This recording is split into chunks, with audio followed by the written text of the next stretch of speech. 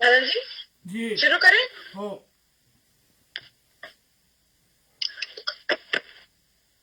सर्वप्रथम महाकाल तथागत सनातन बुद्धि परम पूज्य बोधिसत्व बाबा साहब अम्बेडकर, परम पूज्य बोधिसत्व देंगे जैसे टाइचो जी, इनको मेरा पंचांग प्रणाम। उपस्थित हमारे आचार्य जी को त्रिवार वंदन। उपस्थित समस्त उपासक उपासिकाओं को नमोदय जय भीम। जैसा कि आप सभी जानते ही हैं कि आज का ये हमारा 51वां धम्म वर्ग है। हर धम्म वर्ग के पहले कृष्ण प्रदान करते हैं। मैं पूज्य आचार्य जी से अनुरोध करती हूँ कि वे हमें कृष्ण पंचशील प्रदान करेंगे। अरहं सम्मा संबुद्धो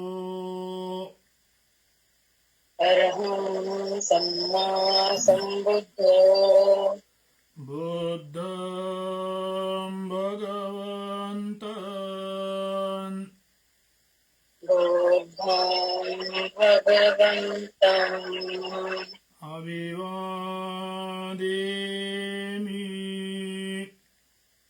अभिवादेमि। स्वाक्कातो भगवता धम्मो साक्षातो भगवता धम्मो धम्मं नमस्सामि। धम्मं नमस्सामि। सुपटिपन्नो भगवतो सावकसङ्गो सुपटिपन्नो भगवतो सावकसङ्घो सङ्घं नमामि। सङ्घं नमस्सामि। बुद्धं नमामि। बुद्धं नमामि। धम्मं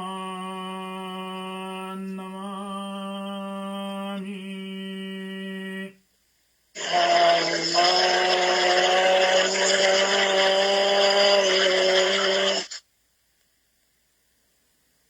सङ्घं नमामि। सङ्घं नमामि।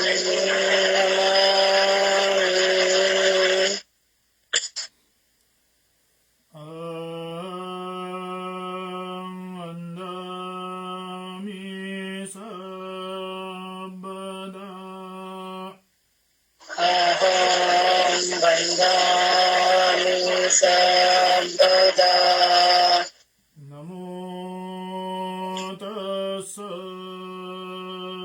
भगवतो अरहतो सम्मा सम्बुद्दस्स।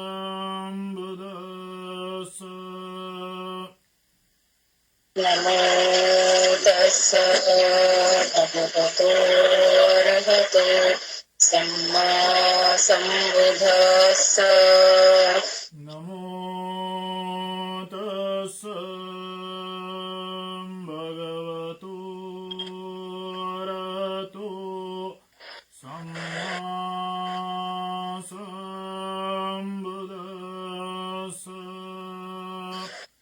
नमो तस्स भगवतो अरहतो सम्मा सम्बुद्दस्स बुद्धं शरणं गच्छामि बुद्धं शरणं गच्छामि धम्मं शरणं गच्छामि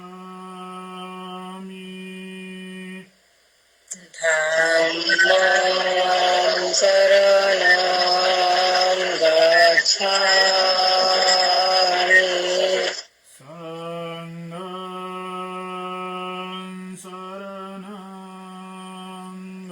गच्छामि संघं शरणं गच्छामि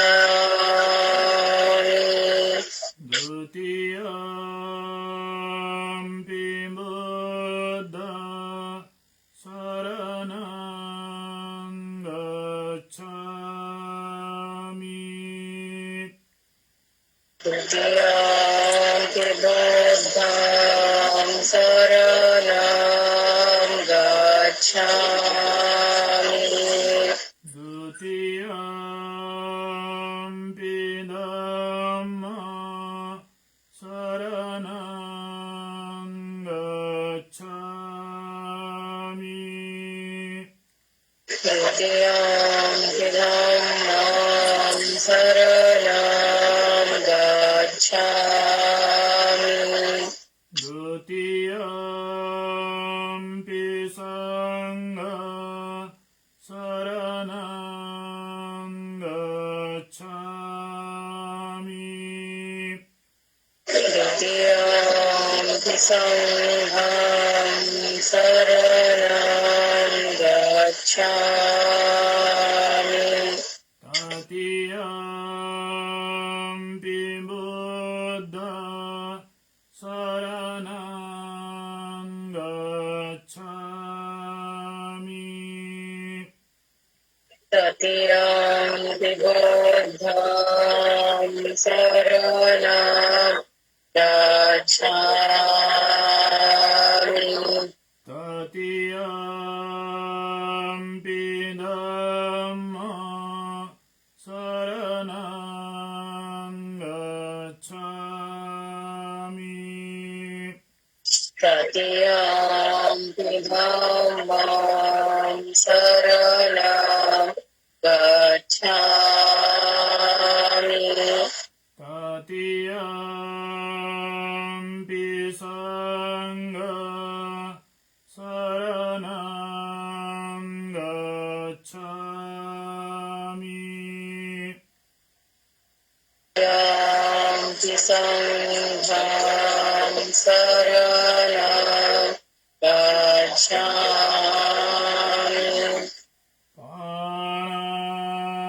पाणातिपाता वीरमणि सिक्खापदं समादियामि पानातिपाता वीरमणि सिक्खापदं समादयामि अदिन्नदाना वीरमणि सिक्खापदं समादियामि अदिन्नदाना वीरमणि सिक्खापदं समादयामि कामेषु मिच्छाचारा वीरमणि सिक्खापदं समादियामि कामेषु मिच्छाचारा वीरमणि सिक्खापदं समादयामि मुसावादा वीरमणि सिक्खापदं समादयामि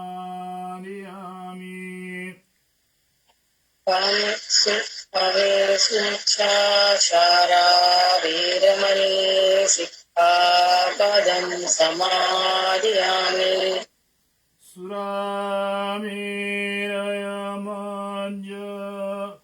पमादटाना वीरमणि सिक्खापदं समादयामि सुरामेरे मज्ज पमादठाना वीरमणि सिक्खापदं समादयामि सब्बपापस अकरणं सर्वपापस्य अकरणम् कुशलस्य उपसम्पदा कुशलस्य उपसम्पदा सचित्तपरियोदपनं सचित्तपरियोदपनम् एतं बुद्धानशासनम् एतं बुद्धानुशासनम् साधु साधु साधु साधु साधु साधु।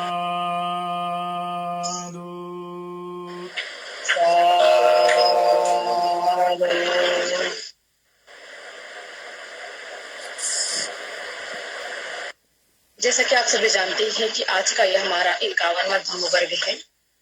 हर धम्म वर्ग में एक विषय होता है। आज का हमारा विषय है बोधिसत्व देंगे दाइसी साहित्य भाग 2।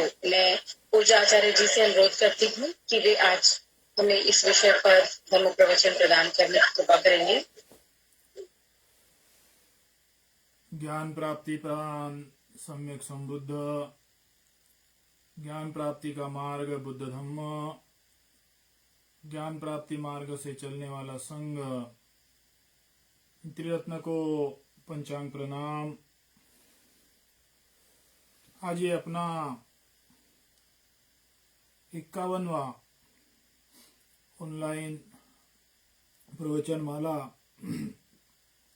आज भी मैं जहाँ निवास करता हूँ उसी हुरिन जी से प्रचलित कर रहा हूँ और आज का विषय है बोधिसत्व देंग्योदाइशी साइचो जी का साइचो पार्ट 2। मैं अपने 51 जो प्रवचन माला समाप्त हुए उसमें कुछ बार बुद्ध धम्म में जिन्हें तथागत बोधिसत्व अरहत या परिपक्व एक पहुंचे भिक्षु या गृहस्थी का जो उल्लेख आता है उनके प्रति आपके सामने उनके जीवनी को उनके आचरण को आपके सामने पेश करने की कोशिश किया। शायद लास्ट वीक भी बोला कि वो इतने महान लोग हैं कि हम जितने भी प्रशंसा करें जितने भी उनका जय जयकार करें तो भी उन लोगों के जीवन के मुताबिक हमारी प्रशंसा हमारा जय जयकार ये कम पड़ता है। सूरज के सामने छोटा सा जोत या सागर के सामने लूटा भरा पानी, इनकी जिस तरह की अवस्था होती है उसी तरह की अवस्था इन लोगों के साथ जो हमारी प्रशंसा या जय जयकार है ये हो सकता है, होती है। कई लोग बोलते हैं कि त्यागने वाला बुद्ध धम्म तो त्यागने की भावना सिखाता है। फिर इन लोगों के प्रति इनकी प्रशंसा क्यों करना चाहिए, इनके प्रति जय जयकार का जय घोष क्यों करना चाहिए। ये थोड़ा सा हमने विचार किया तो हम समझ सकते हैं कि बुद्ध धम्म में जिनको भी या तो तथागत का रूप दिया है, तथागत के रूप के तौर पर हम स्वीकार करते हैं, बोधिसत्व के रूप में स्वीकार करते हैं, परिपक्व मानव के रूप में स्वीकार करते हैं, या फिर तथागत हो, बोधिसत्व हो, परिपक्व हो, बुद्ध में उस अवस्था में पहुंचने के लिए सबसे बड़ी बात यह होती है कि उनके अंदर की आसक्ति की भावना समाप्त हुई है। उन्हें ही बुद्ध धम्म में या तथागत कहेंगे, बोधिसत्व कहेंगे, अरहत कहेंगे, परिपक्व मानव कहेंगे, जो भी कुछ हम स्वीकार करते हैं, एग्री होते हैं, उनसे एग्री होते हैं, उनके जीवन को स्वीकार करते हैं, जिनका जीवन आसक्ति से मुक्त हुआ है। आसक्ति से मुक्त हुआ बिना वह ज्ञान प्राप्त नहीं कर सकते। ज्ञान का प्राप्त हो गया अर्थात वह आसक्ति से मुक्त हो गए। और जो मानव आसक्ति से मुक्त हो गया वो क्यों चाहेगा कि दुनिया मेरा जय जयकार करे, दुनिया मुझे स्वीकार करे, दुनिया मुझे एक विशेष पद दे। ये उनकी चाहत नहीं है जिसकी हम प्रशंसा करते हैं, जिसका हम जय जयकार करते हैं। ये हमारी भावना है कि मैं जिन्हें शरण जा रहा हूं, जिनके जीवन का अनुसरण करना चाहता हूं, उनकी प्रशंसा करूं, उनका जय जयकार करूं। वो इसलिए कि मेरे प्रशंसा के कारण मैं जो प्रशंसा करूंगा या मैं जो जय जयकार करूंगा, उस परिस्थिति के कारण और भी लोग उन महामानव को, उन सम्यक संबुद्ध के विचार को, उन अरहत बोधिसत्व के आचरण को नजीक से समझने की कोशिश कर सकते हैं, उनके करीब जा सकते हैं, उनके स्वीकार कर सकते हैं। भावना ये होती है। लेकिन जिन्हें बुद्ध धम्म का विरोध शुरू से करना ही है, उन्हें पढ़ना भी नहीं है, उन्हें समझना भी नहीं है, उन्हें स्वीकार भी नहीं करना है, मार्फत बुद्ध धम्म से नफरत है, मार्फत बुद्ध धम्म का आलोचना करना है, बुद्ध धम्म का विरोध करना है। ये लोग को जो उनके वाणी को, उनके विचार को जो सुविधाजनक होते हैं, उस अपने आप के सुविधा के तौर पर इस भावना को भी कन्वर्ट कर कहते हैं कि बुद्ध का जय जयकार क्यों। लेकिन हम जिसका जय जयकार कर रहे हैं, हम जिसकी प्रशंसा कर रहे हैं, वो प्रशंसा हो या जय जयकार हो, उनके कहे मुताबिक नहीं कर रहे। हम अपने भावना को प्रकट करने का एक उपाय है, दूसरों को इन महामानवों से करीब करने का एक उपाय है। आदमी जीता है तो अपने जीवन को प्रकट करने के लिए, अपने विचार को प्रकट करने के लिए कुछ साधन तो चाहिए, और वो साधन के तौर पर इन लोगों की प्रशंसा, इन लोगों का जय जयकार होता है। वो लोग नहीं चाहते कि हमारी जय जयकार हो, वो लोग नहीं चाहते हैं कि हमारी प्रशंसा हो। बात यहाँ आती है कि उनकी प्रशंसा करने से उन्हें कुछ नहीं, उनके जीवन में कोई फर्क नहीं पड़ता है। फर्क हमारे अपने जीवन में पड़ता है। उनका नाम लेकर, उनकी प्रशंसा कर कर, उनका साधुवाद कर कर हमें उनके जीवन को अनुसरण करने का एक योग प्राप्त होता है, अनुसरण करने का एक मौका मिलता है। इसलिए हम अनुसरण करते हैं, इसलिए हम प्रशंसा करते हैं, शरण जाते हैं, प्रशंसा करते हैं, इसलिए कि हम उनके जीवन को अपने जीवन में उतार कर अनुसरण कर सकें। या फिर प्रशंसा कर कर उनको क्या फर्क पड़ना है, जय जयकार कर कर उनको क्या फर्क पड़ना है। वो तो अपने जीवन में त्यागी जीवन जी चुके हैं। जो आदमी ने त्यागी जीवन जी चुका है, उसको उनको दूसरे के साथ में जो संबंध होता है, वो संबंध से कोई संपर्क ही नहीं होता है। और वो संपर्क ही नहीं है तो हम जो आलोचना करते हैं कि उनके लिए जय जयकार क्यों, उनके लिए साधुवाद क्यों, उनकी प्रशंसा क्यों, तो उन्होंने थोड़ा सा अपने दिमाग को, अपने विचार को थोड़ा सा कन्वर्ट कर कर सोचे। तो अभी मैं जो बोला कि हमारे जबान से जो प्रशंसा निकल रही, हमारे जबान से जो शरण का शब्द निकल रहा, जो साधुवाद निकल रहा है, वो उनके लिए नहीं, हमारे अपने लिए होता है। और यहाँ जो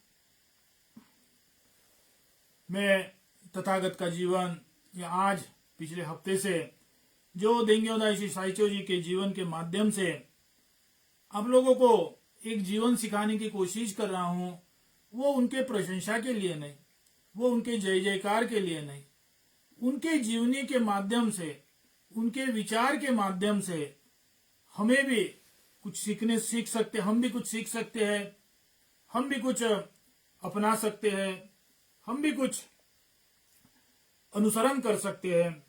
उस भावना से मैं पिछले हफ्ते से देंग्यो दाइशी साइचो जी के जीवनी के बारे में आपके सामने मैंने जो सीखा वो पेश कर रहा हूं। हो सकता है आपको इससे भी ज्यादा जानकारी होगी, तो आप यकीनन ना ही सकते मुझे बता सकते हैं। साधन बहुत है, टेलीफोन होता है, ये वेबसाइट होती है, लाइन होता है, साधन आजकल बहुत है। आपके पास जो जानकारी मालूमात जो होगा, वो जानकारी मालूमात जरूर मुझे दें। लास्ट वीक हमने देंग्यो दाइशी साइचो, बोधिसत्व देंग्यो दाइशी साइचो, इस नाम के प्रति आप लोगों को जानकारी पेश किया हूं। आप लोगों को उनके नाम का, जो या तो उनके माता पिता ने उस नाम को दिए हुआ भावना, या फिर भिक्षु बनते वक्त उनके गुरु ने, गुरुवर्य ने जो दिया हुए नाम के पीछे में जो गुरुवर्य का मकसद, जो गुरुवर्य की आशा थी, उस आशा भावना को आपके सामने पेश किया, आपने उसे ग्रहण किया। मैं चाहता हूं कि आप किसी न किसी साधन से इस प्रवचन माला को एक बार के रूप में इससे अलग ना हो, इसका बार बार अध्ययन करेंगे तो आपको अपने जीवन का विकास मिल सकता है। अपने जीवन में एक कन्वर्टपना कहीं ना कहीं आ सकता है। अपने जीवन का जो एक धार्मिक मकसद है वो आप समझ सकते हैं। इसलिए आज का हो गया तो अगले हफ्ते दूसरा, तीसरे हफ्ते तीसरा, ऐसी भावना नहीं। एक बार में आदमी समझता नहीं, उसको 2 बार सुनने से, 3 बार सुनने से समझ भी सकता है और उसको स्वीकार भी कर सकता है।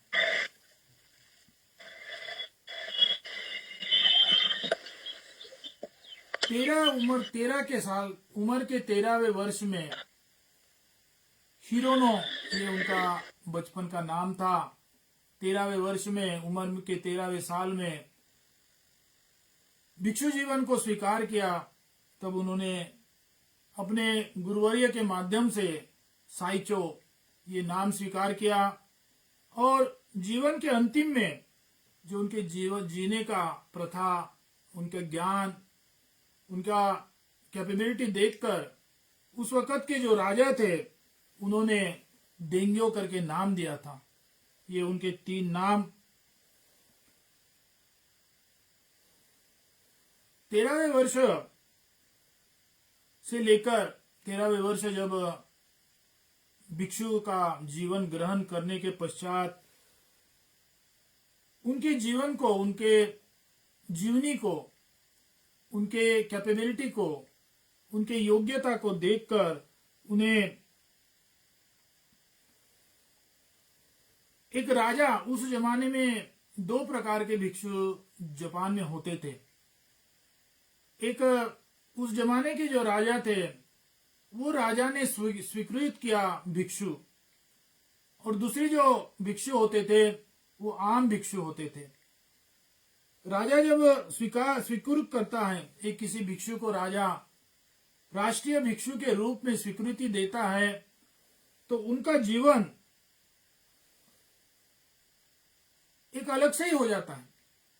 एक राजघराने का जो मंत्री होता है उसी तरह का उनको सुविधा मिलती थी। आज नहीं है वो प्रथा, आज नहीं है। उस जमाने की प्रथा है कि राजा जिस भिक्षु के परिपक्वता को, कैपेबिलिटी को, योग्यता को देखकर जो राष्ट्रीय भिक्षु के तौर पर स्वीकृति देते थे वो भिक्षु का जीवन एक राजघराने के मंत्री जो होते थे उनके समान ही होता था। उनको पदवी मिलती थी, उनको आर्थिक सुविधा मिलती थी। जो आम मंत्री होते थे, लेमैन होकर मंत्री होते थे, भिक्षु मंत्री तो नहीं, भिक्षु को मंत्री का नाम तो नहीं दिया जाता था, लेकिन दर्जा वही होता था जो मंत्री को मिलता था। उतनी उनकी व्यवस्था होती थी, उनकी उतनी सुविधा होती थी, उतना ही उनको आर्थिक मदद भी मिलती थी, उनको विहार मिलता था, उनको सब कुछ मिलता था। आप जानते हैं इसी सुविधा को, इसी सिस्टम को स्वीकार करते देंग्यो दाइशी साइचो को भी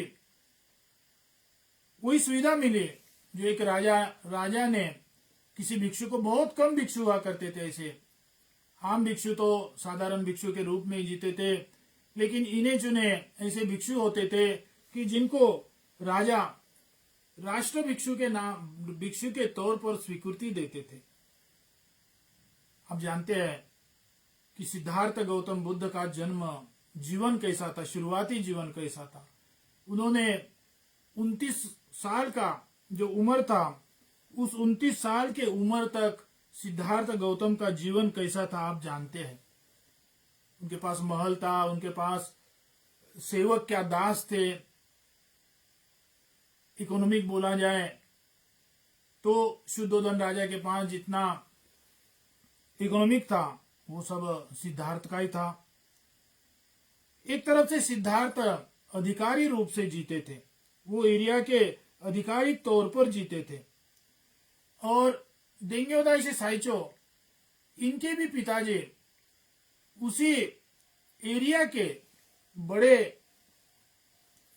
अधिकारी थे। राजा तो नहीं थे लेकिन एक बहुत बड़े रूप के अधिकारी थे।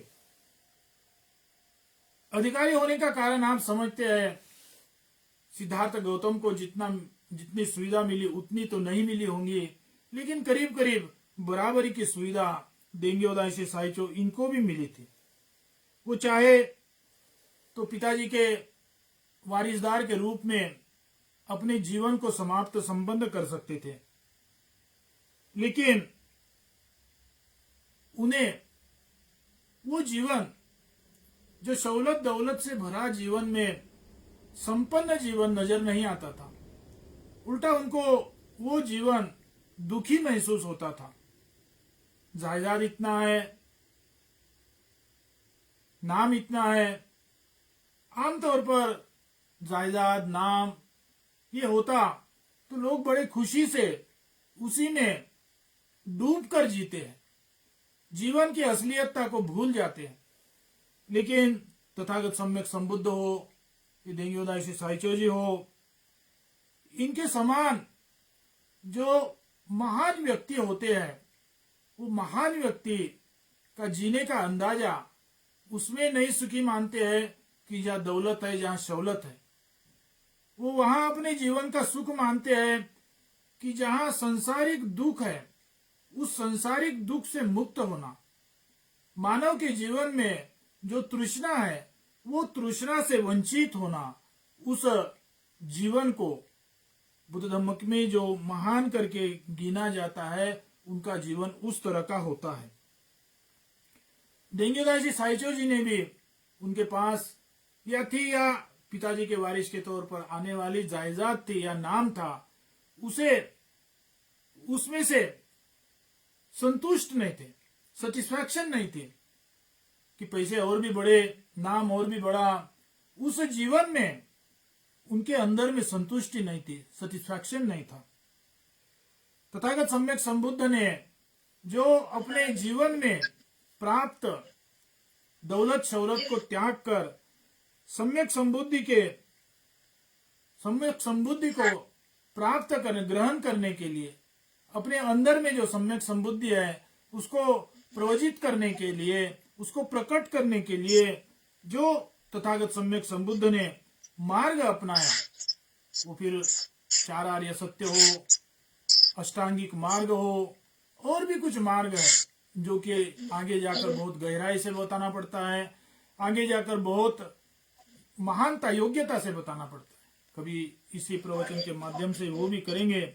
लेकिन तथागत ने सम्यक संबुद्धि को अपने अंदर में जो बुद्धत्व का अंकुर है, उस बुद्धत्व के अंकुर को पौधे के रूप में, पौधे को फल लगे इस रूप में बढ़ा करने के लिए जो कष्ट किया, जो जीवन जिया, वही जीवन देंग्यो दाइशी साइचो भी जीना चाहते थे।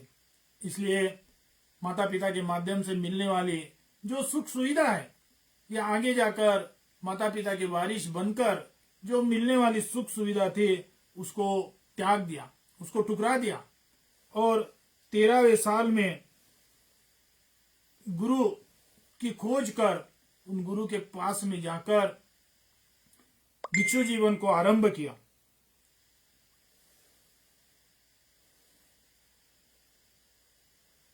और भिक्षु जीवन को आरंभ करने के पश्चात ही उन्हें राजा ने ग्रहण जो करते थे, वो राष्ट्र भिक्षु का दर्जा मिला, अर्थात उनको सुख सुविधा सब कुछ मिल गई।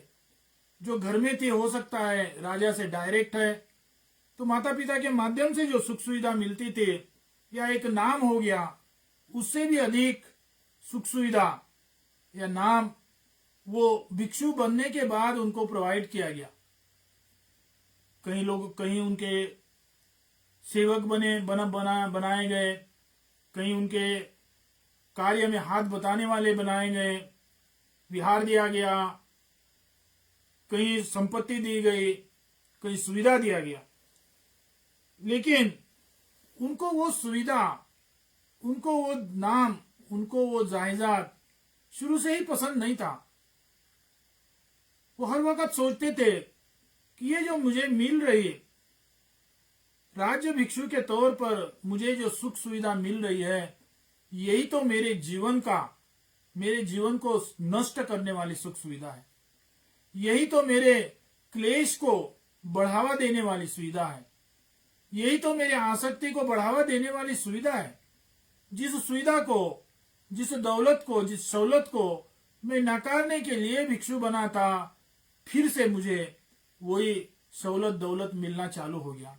उनकी कैपेबिलिटी थी, उनकी योग्यता थी, इसीलिए वो मिलता था, लेकिन आम लोगों को नहीं मिलता था। राजा उसका एग्जाम लेते थे, राजघराने के मंत्री तंत्री जो धार्मिक माहौल का देखभाल करते थे, वो मंत्रियों के माध्यम से उनका एग्जाम लिया करते थे, इंटरव्यू लिया करते थे। उस इंटरव्यू में जो पास होता था, उसी को ही राष्ट्र भिक्षु का दर्जा दिया जाता था।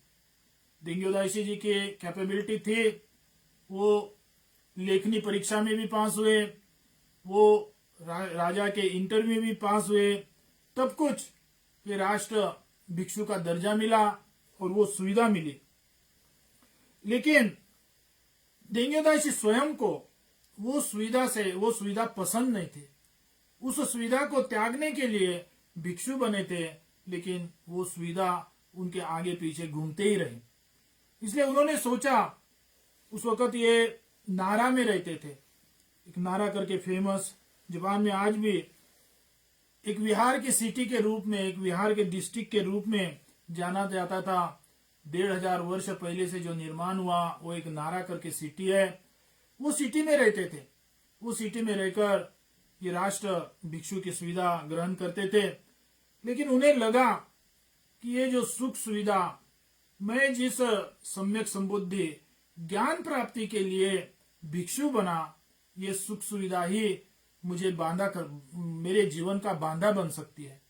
मेरे जीवन के क्लेश को, मेरे जीवन के दुख को, मेरे जीवन के आसक्ति घमंड को बढ़ा सकती है। इसलिए उन्होंने 5 साल इस सुविधा को ग्रहण किया और 18वें वर्ष वो सब कुछ सुविधा त्याग दिया, नाम त्याग दिया। राष्ट्र भिक्षु के तौर रूप में जो नाम मिला था उस नाम को त्याग दिया। राष्ट्र भिक्षु के रूप में जो सुविधा मिलती थी, जो सुखी जीवन मिलता था, संसार में जिसे सुख कहा जाता था, वो जीवन मिलता था, उसको भी त्याग दिया और उस जीवन को, उस क्षेत्र को, नारा को भी त्याग दिया, उस अवस्था को भी त्याग दिया। और उस अवस्था को त्याग कर अकेले ही 18 साल का एक नौजवान भिक्षु अकेले ही उस नारा सिटी, बहुत उस जमाने की भव्य दिव्य सिटी थी, आज तो उतनी सिटी नहीं है, लेकिन उस जमाने में बहुत बड़ी सिटी थी। राजा ही जहां रहते हैं तो समझो कि आज ये जो दिल्ली है उस तरह की ही उस जमाने की नारा का दृश्य था। और वो दृश्य को त्याग कर चाहे तो देंग्यो दाइशी अपने जीवन भर उस राष्ट्र भिक्षु इस नाम के रूप में जी सकते थे, उस सुख सुविधा के माध्यम से जी सकते थे, उस नारा में चाहे जहां चाहे वहां अपना विहार बनाकर जी सकते थे। लेकिन इन सारे सुख सुविधा को त्याग कर देंग्यो दाइशी ने अपने 18वें साल में अकेले, उनके पास उस वक्त शिष्य भी थे, उनके पास उस वक्त सेवक भी थे, तमाम लोग उनके सेवा में थे, लेकिन उन्होंने इन सब अपने शिष्य को भी त्याग दिया, अपने सेवक को भी त्याग दिया और अकेले जहां उनका जन्म हुआ, मैं उसी क्षेत्र से, उसी इलाके से ये प्रवचन दे रहा हूं। उस जमाने में इसे ओमी करके इस क्षेत्र का नाम था। आज इसको शिगा करके जाना जाता है। और मैं जहां बैठा हूं, मेरे जस्ट पीछे ये विहार उसी रूप में बनाया गया है, या ये एरिया में जो विहार है वो इसी रूप से बनाया जाता है कि इस विहार में रहते हम उस पर्वत का पूजा कर सके, पूजन कर सके। मेरे जस्ट पीछे में करीब 1 किलो पीछे में, 1 किलो भी नहीं होगा, उतनी भी दूरी नहीं होगी, लेकिन करीब 1 किलो की दूरी में वो हिये पर्वत है, जो आप मेरे मुंह से, मेरे प्रवचन में वक्त वक्त में ये नाम सुनते आ रहे हैं। जो जापान में तेंदाई संघ है, वो तेंदाई संघ का मुख्य विहार है, मुख्य पर्वत है, मुख्य विहार है। पर्वत के ऊपर उस जमाने में 3000 विहार हुआ करते थे, आज तो करीब करीब 100 तक आ गए। लेकिन जिस वक्त बोधिसत्व देंग्यो दाइशी ये अकेले ये पर्वत में गए, उस वक्त वो पर्वत बंजारा था। हमारे को पर्वत से उतना कोई रोजाना जीवन का संबंध नहीं होता, इसलिए नागपुर में रहते हम पर्वत की इमेज नहीं कर सकते। ये पर्वत, जापान में जो पर्वत होता है बड़ा घना होता है। आज तो उतने जंगली जानवर नहीं है, लेकिन उस वक्त तो तमाम जंगली जानवर भी होंगे। ऐसे अवस्था में देंग्यो दाइशी साइचो ने उस ये पर्वत के एक जगह को चुना और वहां अपने ही हाथों से एक रहने लायक छोटा सा 10 बाई 10 का होगा या उससे कम होगा, ज्यादा भी होगा, छोटा सा एक लकड़ी बम्बू को लेकर छोटा सा विहार अपना निवास बनाया। आज तो वो भव्य रूप में कन्वर्ट हो गया है, लेकिन उन्होंने जो अपने हाथ से बनाया वो एक बहुत रहने के लिए, आदमी को रहने के लिए ना हवा लगे, ना धूप लगे, ना बारिश लगे, उतना तो सुविधा चाहिए। ये तो नेसेसरी है। रहने के लिए जो नेसेसरी आवश्यक सुविधा है वो आवश्यक सुविधा संपन्न हो, वो आवश्यक सुविधा हासिल हो, इतना ही सुविधा, इतना ही घर निवास अपने लिए बनाया, अपने ही हाथों से बनाया। उस पर्वत में अकेले रहते और अपने ही हाथों से वहां प्रस्थापित करने के लिए एक बुद्ध की मूर्ति बनाया। आपको लगता है बुद्ध की मूर्ति बहुत इजी बनती है, आज हम बहुत इजी बना देते हैं। वो फिर जापान हो, भारत हो और कहीं का भी हो, प्रतिमा बहुत इजी बना देते। लेकिन फिर देंग्यो दाइशी से शुरुआत होकर एक जापान में प्रथा हुआ करती थी, यहाँ पत्थर की प्रतिमा नहीं के बराबर है, यहाँ थोड़ा बहुत है अष्ट धातु से बनी प्रतिमा, पत्थर की जो भी कुछ होंगे वो भारत से या और कहीं से लाई गई प्रतिमा है। यहाँ पत्थर का परंपरा ही नहीं है। यहाँ है तो या तो अष्ट धातु की और उसमें भी ज्यादा करके पौधे से बनाया हो, लकड़े से बनाया हुआ प्रतिमा ही ज्यादा है। वो प्रतिमा को भी देंग्यो दाइशी साइचो जी ने अपने हाथों से बनाया। जिस झोपड़ी में रखने के लिए, जिस प्रतिमा की पूजा स्वयं करने के लिए जो प्रतिमा को स्थापित किया गया, वो प्रतिमा को भी अपने ही हाथ से बनाया। और बनाया ऐसे नहीं कि हथौड़ी और छन्नी लेकर ठोकते गए, वो बनाया ऐसे कि वो बुद्ध की प्रतिमा है, श्रद्धा का नमूना है, श्रद्धा का प्रतीक है। वो तो बनाया ऐसे कि छन्नी एक हाथ में हथौड़ी, एक छन्नी मारे तो फिर पंचांग प्रणाम 3 बार करते थे।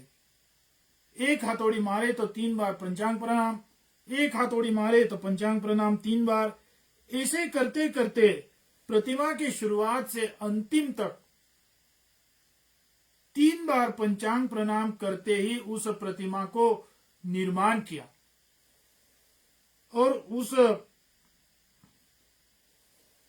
प्रतिमा को स्थापित कर उस झोपड़े नुमा, कोई बनाने वाले स्पेशलिस्ट तो नहीं है, जो मन में आया, जो थोड़ी बहुत जानकारी है, उस जानकारी के माध्यम से ही उस झोपड़ी को बनाया गया।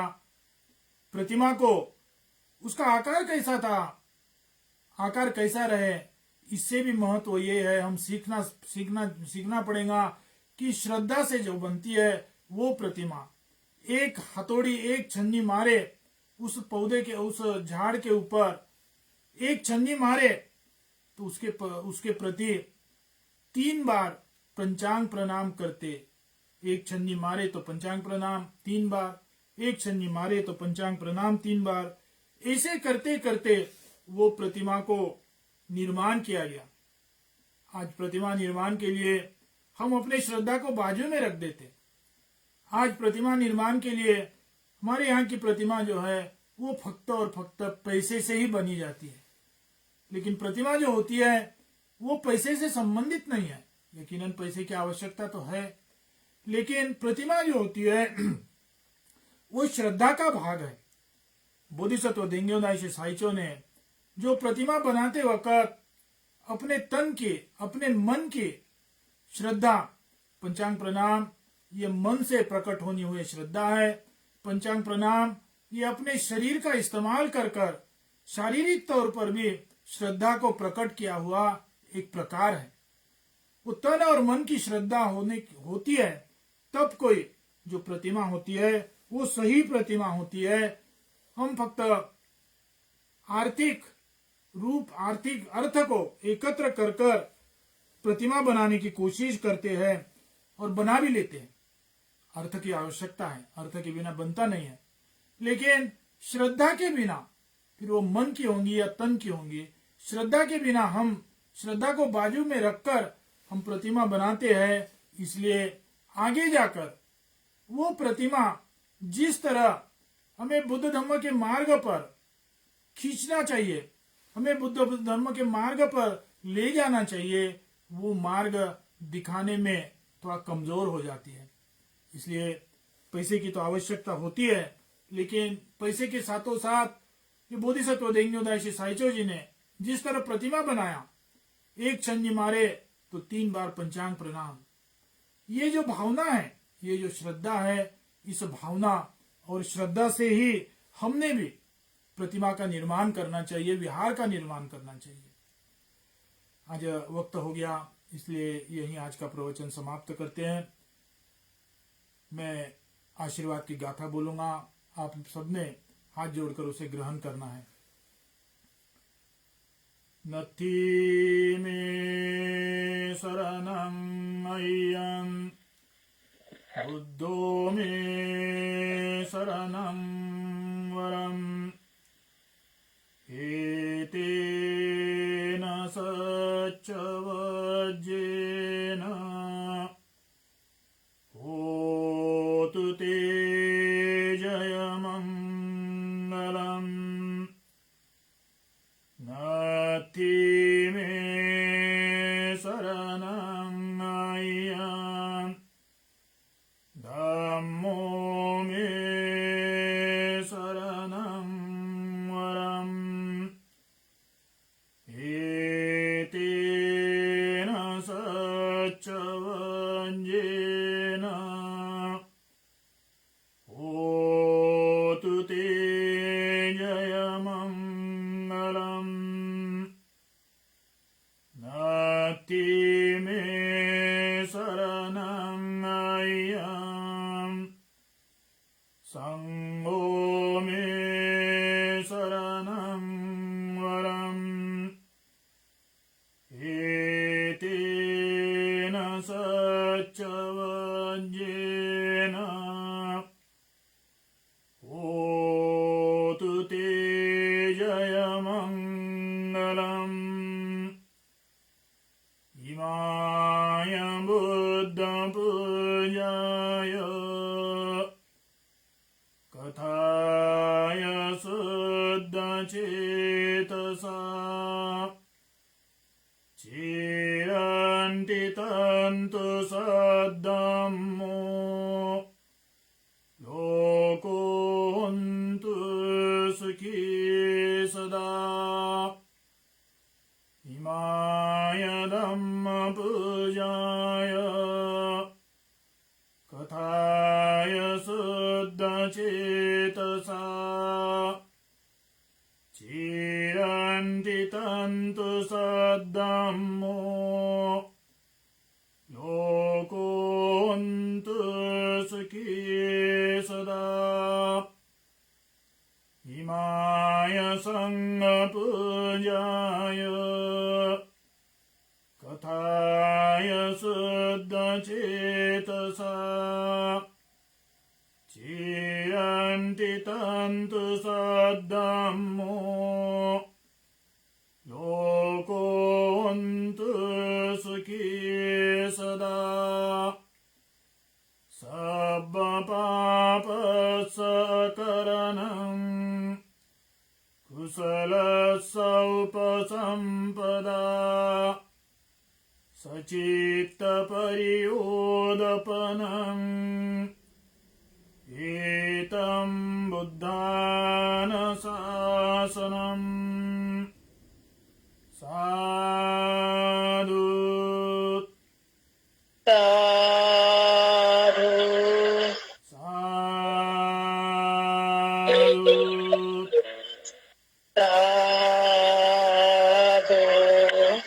साधु साधु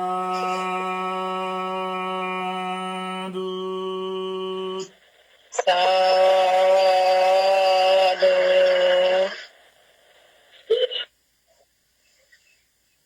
वंदना भी बनती है। किसी प्रकार से आज का ये हमारा 51वां धम्म वर्ग यही समाप्त होता है। अगले संडे नए विषय के साथ फिर मिलेंगे। आप सभी को नमो बुद्धाय। वंदना बंदी जी।